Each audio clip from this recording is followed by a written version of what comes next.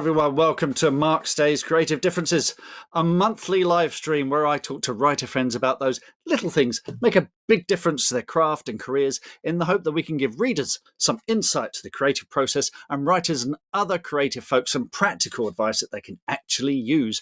I'm Mark Stay, author, screenwriter and podcaster, and if you're joining us live, feel free to ask questions in the comments and take part in the conversation. A big thank you as always to Dominic Curry for his jingle, which this month sounds like a piano falling down the stairs. Let's hear it again. Let's get on. Let's meet our special guest, shall we? Because you're in for an absolute treat. It's the author of the heartwarming and funny romantic comedy series, including the Ferry series and the Cockleberry series. She's a brilliant champion for indie authors, and she's here to kick off 2025 with another bestseller called How Do I Tell You, which no one less than Millie Johnson says, wow, utterly life-affirming. So let's welcome Nicola May. It's only Nicola May. Here she is. Hello, Nicola. How are you? Hello. I'm fine. That was quite a fanfare I've got to live up to. How are you today? You've had a really busy day. I've been watching your social media today, and I've been like a whirling dervish, as my mother would have called it. Well, I went into Windsor today and actually had my hair done, and then I realised I'm actually wearing headphones now, so I needn't have bothered. And then I had a little walk to where my character Victoria, from How Do I Tell You, actually walked in Windsor along the river path and things like that. So I did some little uploads to Instagram to talk about my character journey. I had an interview with Radio Berkshire this afternoon in Reading over at their studios. How much can you tell us about How Do I Tell You without giving too much away? Because I've read reviews and it sort of gives away your character Victoria. She gets a sort of shock diagnosis just a few chapters in the book. I will tell you about it. I mean, the actual blurb was written so it didn't mention HIV because that is fundamentally my main character does get HIV, and it's never been done in women's fiction before. But yeah, basically a woman, she's in her 30s, she's got a normal job, she's an illustrator, she's in a 6-year relationship, not that happy with her life, goes crazy in Brighton one night, and then literally her life is turned upside down with this diagnosis. But as you know, with my books, it is rom-com, and yes, HIV is like called as kind of the main theme through the book, but it is really more about throwing the ripple into the pond when something like that does happen within a family, within a work dynamic, within a friend dynamic. Really, it's about the dynamics of friends and family and pulling together when something happens to one of yours, basically. A very good girlfriend of mine was diagnosed way back in 2006. So the story is not about her and her life or in any way, but I was inspired and I've been wanting to write the story for many years. And the time is right because a lot of people don't realise that 53% of people in the world with HIV are women, and a third of people in the UK are women. So I kind of wanted to set that awareness out there, really. You and I are of a generation where we had those John Hurt AIDS adverts with the big slab falling down, and people didn't know the difference between AIDS and HIV or whatever. There was a lot of misinformation.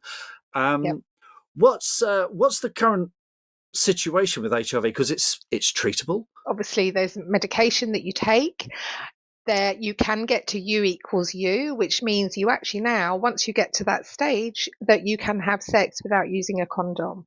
So it's very, very manageable. But what I do say is that everyone hears it's manageable. You still don't want to get HIV. It's still a chronic illness. And so the awareness has to be out there, and the awareness with women and also with white women. A lot of people don't associate white women with getting it as well. One of the things you do so well is, and you've done this across all your books, is you will take serious themes, but you balance them with this cozy tone. Your reviews, if you look at Nicola's reviews, folks, it's heartwarming, life-affirming. You know that you're bringing joy and happiness into people's lives, but you're lacing it with these really serious issues. Can you talk about how you balance that and any tips that you might have for writers? I'm not sure. I do think you look at the big comedians and they do use, obviously, things that are really dark. They put a comedy element to it.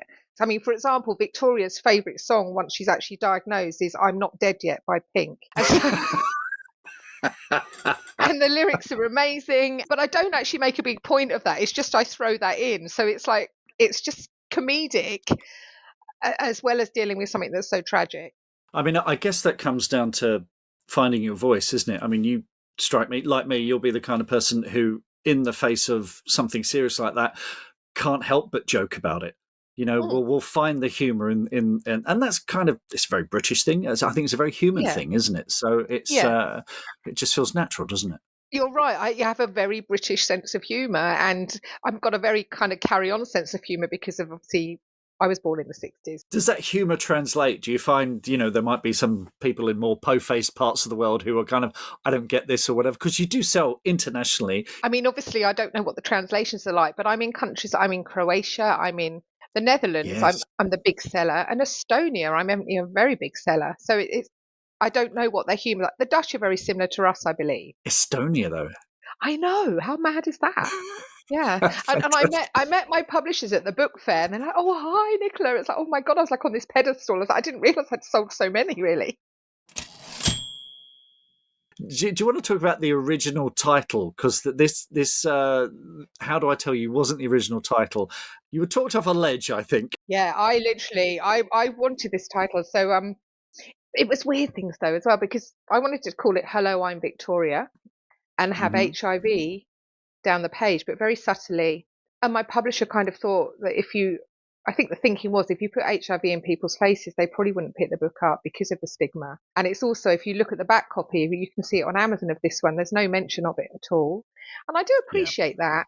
But I'm so pleased that by looking at the reviews, I mean, there's 54 today and they're outstanding, that some people don't want to put it because it's a spoiler. Some people are really Hmm. embracing it and saying thank you so much. But I do think How Do I Tell You is probably a better title to draw people in because you do think, what is it about? Me and my friend who has HIV, we did a massive brainstorm after Victoria was put off, and she said the worst thing was, how do I tell people I love? When I first met you, hugely successful self-published author.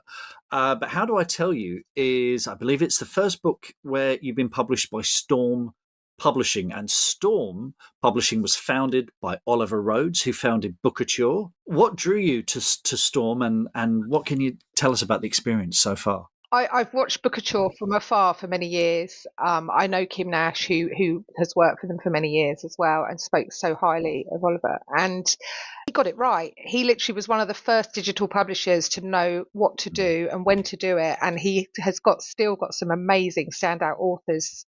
There are at Bookouture. Angie Marston's is one. I don't know, I like him as a person. He's very down to earth. He's very analytical. And I just kind of thought if he's made it work with Bookouture so highly, he's going to make it work again.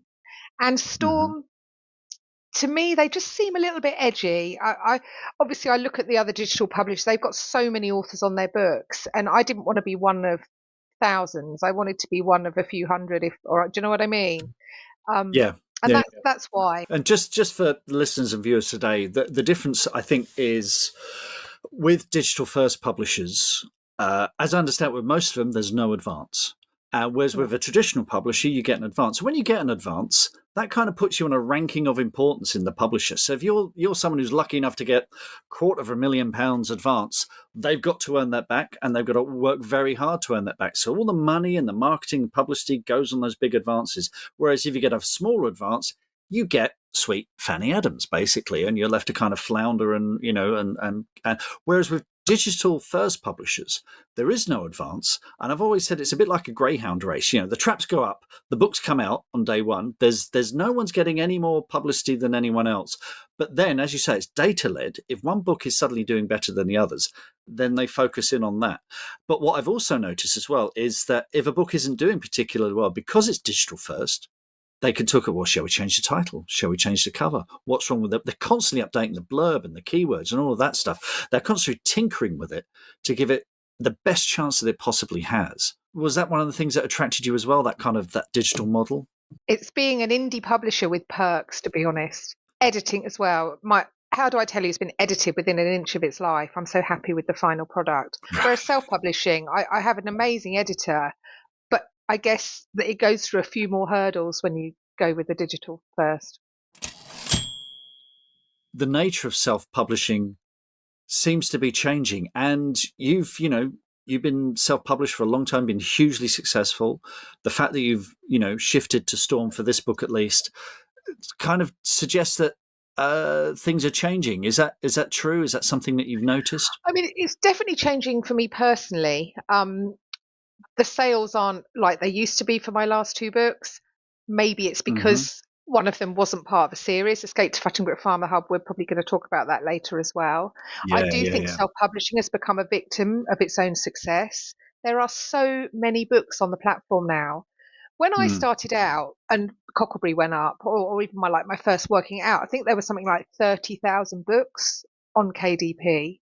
And I don't even right. know. There must be, I bet there's in excess of 4 or 5 million, even more now. I haven't looked lately at the figures. So you are like a tiny little fish in this huge pond now. And Amazon, they're not going to stop adding books because even if someone's only selling 10 books and they're making 10p, they're still going to keep books going on and on.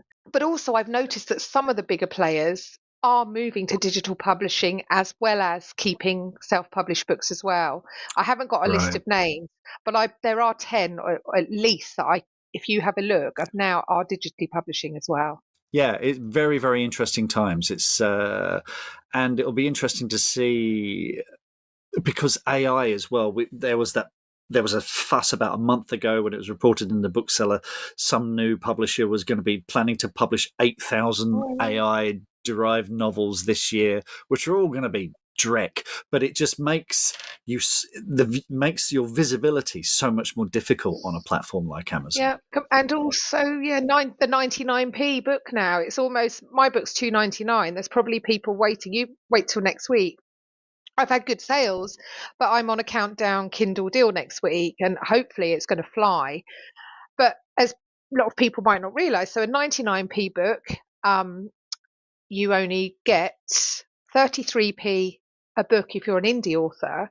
But as I'm with Storm now, I'll probably end up getting about 11 pence for a download. Yeah, You have yeah, to yeah. sell If that. so many books to even earn your cup of tea. Do you know what I mean? Oh, I do. Oh, Nicola, I You do. do know what I mean, darling.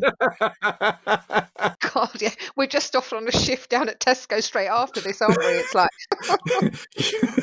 not quite, but You mentioned a book there, which was Escape to Futtingbrook Farm, but was previously known as The Hub. And it's yeah, interesting that you did that thing of the title change and what have you. yeah. Can you talk about that experience and what prompted that? Oh, I can. It was me being so sort of, again, this is what I want to call it because I'd worked in the hub, Yeah. an area which was like a co-working space. My editor said, I don't think you should call it the hub. I went, oh, I want to call it the hub. So basically, it didn't sell as many as I wanted it to. Um, Right. the Dutch publisher, I think they called it Escape to Futtingbrook Farm, and I thought, oh, I'm going to copy them. So that's why I changed it. It's had about 3 different cover changes as well, but it's just one of those Right. books. It's a really good book, I think, but I mucked up the marketing and the look and feel of it.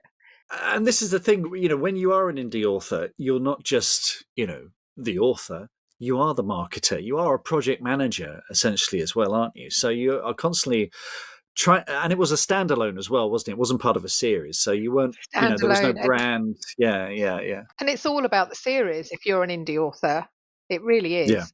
Although, how do I Right. tell you, is a standalone, but in my head, I think it's got a little bit of an edge because of the topic.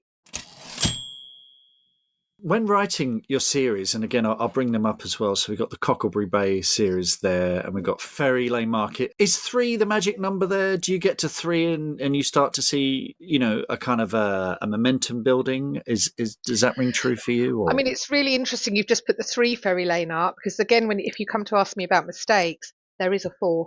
The three I published with Hodder, and they didn't want to take me for a fourth, so I wrote the fourth one on my own. And again, that was kind of one of my mistakes because on Amazon they won't link the fourth one in because one's with a publisher and one's with KDP.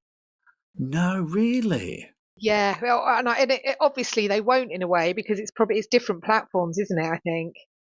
So Yeah, I that guess was a so. mistake I made as well. But I mean, they're putting it on a deal and it's selling okay. And again, it's a really good book. But that was a mistake in the fact that people don't know that number four is there. Cockleberry Bay 1 did so well, as you know. I mean, it sold in excess of 500,000 copies and is in 15 Yeah. different languages now. And that was only in 2019 when my life changed. And it was only ever going to be a standalone because I'm such a lazy writer. Then I thought, oh my God, I better write a second one. And then the second one started flying with something like 5,000 pre-orders. So I thought, okay, I'm going to write a third. And then, to be honest, because I love the character so much, I thought I'll write a Christmas one because it would be easy. Yeah. Yeah. I do think 3 is probably a good number.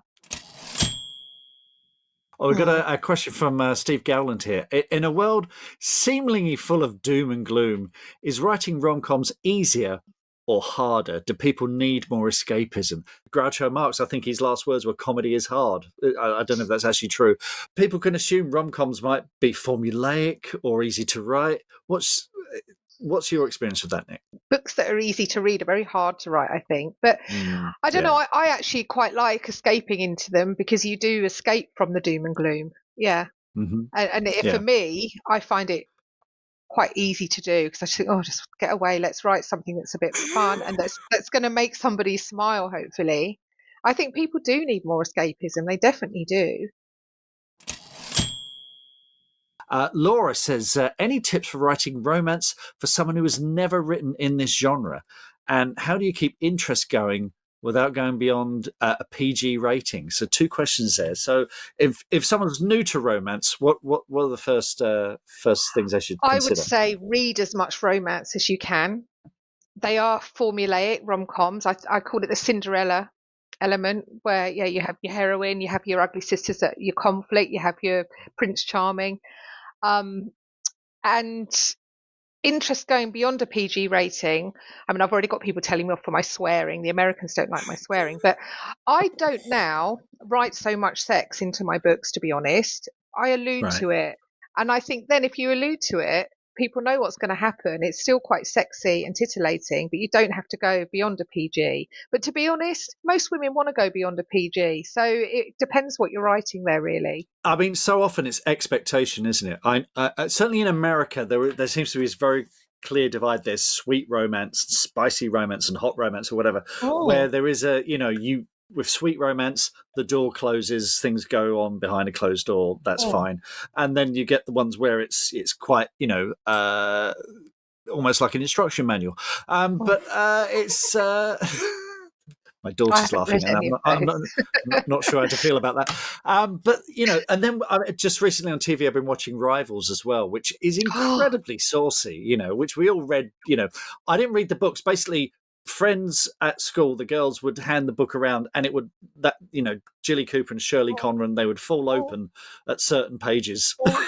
Yeah, I mean, going back to the previous question, I used to read Jilly Cooper, Marion Keyes, Penny Vincenzi, and so in my mind I've got all of those sort of people, and that's what I write from subconsciously. Yeah, and I think there is an American-British divide as well. I think the British, we're much more. I found this when we did Back to Reality, because the main character in that, Jo, I wrote her as I might write my wife or the women that I work with, sort of middle-aged women, British women, swear quite a lot, I would say. Big Jim, but that kind of Gen X generation, no stranger to swearing. Whereas in America, there's a much more of an aversion to that, particularly with women for some reason, it seems. And so again, I think it's about expectations. I think if you can cue up those expectations in the reader, then, but like you say, you'll be coming off something that's very heartwarming, life-affirming, and then going to something that's a bit raunchy. So, yeah, you do have to brace yourself for those disappointed readers, don't you? Well, we shall see. We shall see. Now, I put a shout out, Emily, I put a shout out at the beginning for people's writing goals. Laura wants to write 250 words every day. So far, there's only one day I've missed due to migraine. Fair enough, Laura. Congrats on that. Jeff is going to plan and write a short story for the Law of Mischief anthology in the next couple of months. Go, Jeff. Steve Gowland says 2 fantasy books and another edition of the Law series, The Law of Mischief. And Mr. Stay is joining in too. Yes, apparently I am. Yeah. Okay. Yeah. Nicola, one thing I've seen you doing, which I've been doing in the last year, and I intend to do a lot more of this year, you've been setting up bookstalls at craft fairs, book fairs. You seem to have been having fun doing them. Have they been? And what have you learned? I've learned not to order like 1,000 books from my publisher because I use iBooks for paperbacks, thinking that's how many I'd sell. Because I've literally Mhm. got a whole cupboard full, and I've now got a lot to sell. But it has been fun. It's been really good interacting. There's some readers who are like my fans who come along and buy. Yeah. Sometimes they're quite expensive though. You might pay £200 for 2 days, and you might not necessarily make your money back. It is more kind of for PR. I tend to sell my stock off now, so I don't even really make profit on the stock. I just kind of want to clear the stock and get my name out there. But I Right. think it's really good for awareness. It's also good for social media for you to get yourself out there a bit as well. But I Yeah. think be Yeah. mindful that you're probably not going to earn as much as you hope to earn because you have to pay for the pitches. I think the best one I did was actually at Ascot Golf Club, where it was something like £20 and I sold maybe 30 books. So Right. you're in profit almost straight away anyway, really. How do you reach your rom-com readers and market to them? Rom-coms can cross so many other genres, romance, comedy, women's fiction, but don't really fit into any one of them, which can make it tricky. So yeah, the marketing of them. Have you identified who your readers are? Do you find that with your different series, you're marketing to slightly different people? Is there any kind of knack to this? Do you know what? I have had the most scattergun approach to marketing my whole writing career. Sometimes I don't actually know how I've been so successful, but I think it is. I talk a lot and I share a lot, and I think I've had such groundwork from when I started out way back in like 2011 when the first one came out that I've just created an audience by being repetitive because I haven't even got that many followers on any of my things. And but do you know what I will say as well? Amazon are king. Once that algorithm hits, you get over your 50 reviews. Once, and I think with KDP, they obviously want you to do well because they do well out of you as well. They will Hmm. then give you the deals and throw you out there. I have got a mailing list, and if I tell you how many are on my mailing list, people won't believe it. They will gasp. 258 because when I started out with Cockleberry, obviously Amazon just alert people when your new book comes out. So I've got a lot of Yeah, followers of on Amazon. course. But and I didn't think then. Again, one of my mistakes that I should set up a mailing list. I never bothered. I don't pay now for any Amazon advertising because I don't know how to do it. And I Right. do think now, I don't know if other authors find it more difficult now, but I put, say, £100 in, it's gone within seconds. I mean, it's the thing. We've shown the Cockleberry Bay, the Ferry Lane. How do I tell you? But how many books have you written in all? Is it I've 18 written now? 18 now. Yeah. So I was writing 2 a year. I'm lazy now. I'm writing 1 a year now. I don't think anyone's going to accuse you of being lazy. But yeah, I mean, again, I've said this again and again. Resilience counts for a lot in this game. It really does. You're going to have the ups and downs, the lows and highs, and it's you just got to hang in there, haven't you? Well, my motto is persistence over resistance. I've had so many no's. I've made so many mistakes. But I think it is just keep doing little things and keep just every day, and you will get results. Right. Shall we dive into the regular questions? We ask these of all our guests. So let's start with what small thing has made a big difference to your creative process? I mean, again, I found this quite hard, but what I do is all my heroines have very short names, 4 letters or 3 letters. Ruby, Right. Amy, Rosa, Victoria's Vic. Because if you think how many times you type that in a manuscript, it saves you so much time. I mean, if you have something like Everard or I don't know, Christopher, you don't want to be writing that all those times.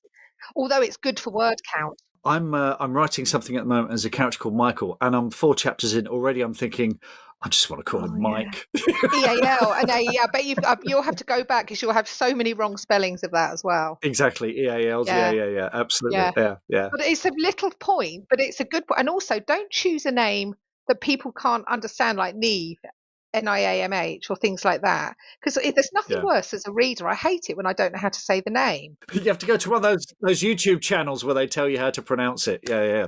Because I've got a Joti, Joti in my book. Would you say Joti or Jotty? And my audiobook narrator, I didn't think actually to brief her on that, calls her Jotty.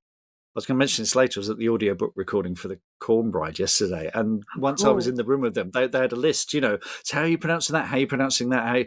And I was like, I didn't have strong opinions either Well, way. I never want to meet my narrator because I've got one character who has an accent of someone who's travelled many places abroad, so you don't know where she's from. And I put that on the brief. I'm like, oh my God, the poor woman. What's the thing that makes you think you're ready to start writing on a project? So I have loads of ideas swirling. I call it my swirling stage, and I'm there at the moment. And it's when I actually get that page open and write the first line, to be honest. Right. Okay. And I have actually started a new book, but again, I'm still not 100% because How Do I Tell You is so strong. The next book has got to be really strong. So you got the shadow of your previous book sort of looming over you. Yeah, I have, because I don't want to write a sequel to it because I've done with that. How do you know when you're done? Again, as a writer, do we ever know we're done? It does annoy me, and I'm going to say it out loud, writers who procrastinate for bloody years over their manuscript, though. I do think get it down, get it to an editor, because what's the point for 6 years going over this thing when it might not even be good enough? So that's another bit of my advice. But once I get to about 70,000 words, because my books are 75 to 80,000 words, I'm so happy to get to the end. I think, right, this will do for now. The editor can look and come back. And what do you do once you've finished that first draft? Do you sort of step away for it for a particular period of time, or you straight back into editing mode? Straight back into editing. To be honest, I'm a bit of like a one-trick Tina. My first draft is actually usually pretty good. Right. Yeah. Nice. But don't get me wrong. No, there's been quite a few edits for How Do I Tell You, which I'll hold up here. Here it is. That have made it much better by the editing team. So I'm not like, oh my God, there's no edits at all. Of course there are. But the book hasn't had to be pulled apart. So yeah, so good sense of structure essentially as well. Yeah, I think so. Now, how do you remember that idea that you have at 3 a.m? Well, I actually write in the notes section on my phone, and I did it at some unearthly hour the other day. And I wrote it. Well, obviously, I had a look, and I've written something, and I'm going to read it to you. A quiet sea turns and sighs. A rough sea rears up and roars. You can be both, Emily, but I'd advise the former on this occasion. I'm not even writing a book with someone called Emily in it. I've no idea where that came from. And so I've obviously woken up, written it, gone back to sleep. So I think I am quite mad. I think to be a writer, you have to be a creative, mad genius. There we are. But in answer, I write them in the notes section. And I was really excited, though, because I had loads of notes I'd forgotten I'd even written down. So, yeah. What's the biggest mistake you've ever made in your writing career? Now, I like to call them learnings, Mark Stay, not mistakes. Okay, very good. Very good. Yes, I like that. Yes. Good. I've made many learnings. One of them, actually, I went with W.H. Howe's for the corner shop in Cockleberry Bay for my audiobook. There's nothing wrong with W.H. Howe's. I was jobbing at the time. I'd given up a big corporate job. I got offered £500 advance. I was like, well, I'll take that. Thank you very much. Yeah. Big mistake, because I now know how to create my own audiobooks. The other three are making a very nice living, thank you very much, because audiobooks have really heightened in the last year. So I think the moral of this tale is, if you're just starting out and somebody does offer you something, don't snap at the first thing, because you know you're good enough if somebody big like W or anyone offers you something. So take a step back and think, okay, maybe I should go and look at other avenues rather than jump at the first opportunity. With anything, with an agent, with a publisher, because we all get so excited. But I think if someone thinks you're good enough, a lot of other people will. So that's my little bit of advice on that one. My other mistake, and I shouldn't really call it learning, is not to go with one of the top 5 publishers and be traditionally published. It was something I always dreamt of. I thought, this will make me, I will be a worldwide international superstar. I signed a 3-book deal for the Ferry books. Don't get me wrong, the advance was incredible, but the marketing wasn't after, and I felt that I was a million miles away from the people who I was dealing with at the publisher. And I think because I'm such a control freak, being an indie publisher, I didn't like that lack of control. So it's almost, I don't think I actually marketed those books as good as I did any of my other books, because I kind of lost a bit of heart, to be honest. So but it's not for me. For somebody, it would be the most amazing thing in the world to be with the trad pub, but it didn't work for me.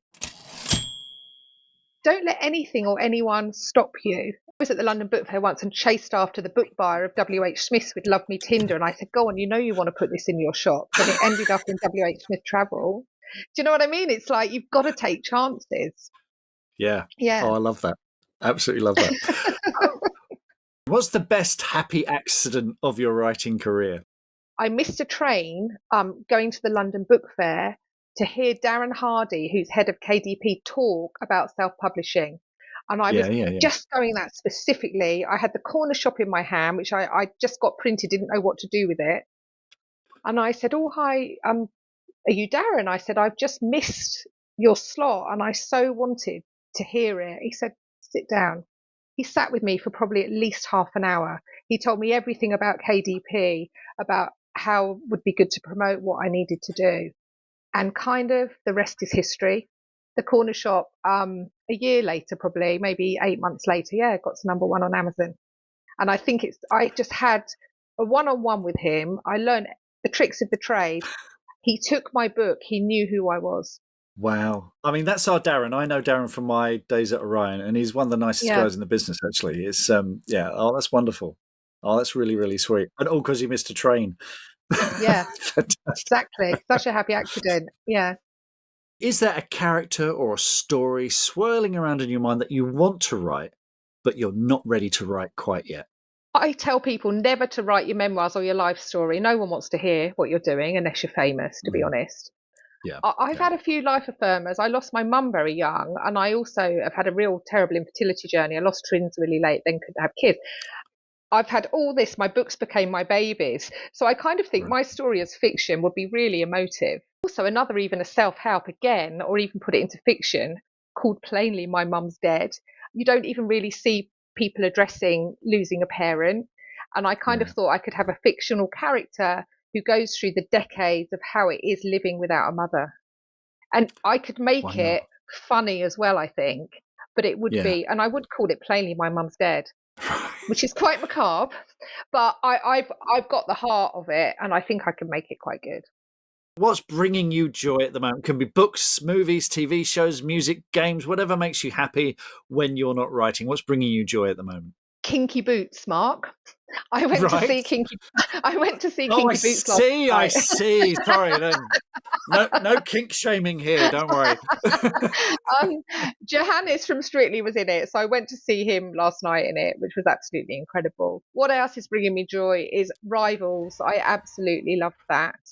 It was terrific. I did write a little. Wasn't it terrific? I loved it. And also Paul Mescal. I'm in love. I've even got a calendar of him. I'm in love with him, and I'm going to see him in A Streetcar Named Desire on the 12th that's going to be good. of February. He likes theatre better than film, so I just think he's going to be so excellent. But I'm going with my gay mate, and we're probably just going to be drooling for 2.5 hours. I'm going to try not to heckle him. some old cougar in the back row heckling. I'll just quickly run through what's giving me joy at the moment. I'm a big fan of the singer-songwriter Catherine Priddy. She's kind of folky, writes beautiful songs, and she's at the beginning of the year she released a song called Closed Season, and today she released a song called Daybreaker. Lost in the dark since November. Now she's an accomplished singer-songwriter herself, writes beautiful lyrics, but these lyrics are by Simon Armitage, the poet laureate, and they are just brilliant. And the pair of them make a nice little sort of EP together. So I highly, highly recommend that if you're after something that's beautiful. And I've got to see her in March. So in terms of books at the moment, I'm absolutely loving Julian Barr's Worldbreaker. And I've given him a quote, proper old school high fantasy with a heart. It really is the best kind of high fantasy. Epic battles. You got this sort of, it's set in the world of the Brothers Grimm kind of stories as well. Classic good versus evil fantasy. Really, really enjoy it. So that is highly, highly recommended. Talking about escapism earlier, that is just terrific. And on TV at the moment, the show I'm watching at the moment, which is blowing me away, is American Primeval on Netflix, which is somehow incredibly brutal and then surprisingly tender. And it's one of these shows that really keeps you on the toes. And then they'll have people having their heads bashed in and hacked to pieces, and then it will pause to show you this incredibly stunning vista of the American landscape. And it's so beautifully paced and well told. It's terrific stuff. Thank you so much for being such a wonderful guest. What's coming next from you? What can we look out for after How Do I Tell You? I had an amazing email from a top film producer last week, or his PA, who's just had a #1 on Netflix, and he's got details of How Do I Tell You. So I'm waiting to hear on a meeting with him next week. Oh my gosh. I literally, the excitement, I paced like when I got my first publisher way back, and I hope we all know what it's like. You've been in this game a long time and you've done film, but he's been recommended by another guy who used to work for Lionsgate, so it's kind of a warm lead. So let's see what happens with that. And I've also got a TV production company I'm working it out at the moment as well. So yeah, the screen is where I want to be. I know, it's really exciting. Next level. Oh, that's fantastic. I've got everything crossed. Absolutely everything crossed. Thank you so much for that, Nick. Your book publication date, March the 13th, is my birthday, and it's also the London Book Fair, so well done on that. Yes, I'll be struggling for publicity on that day, I imagine.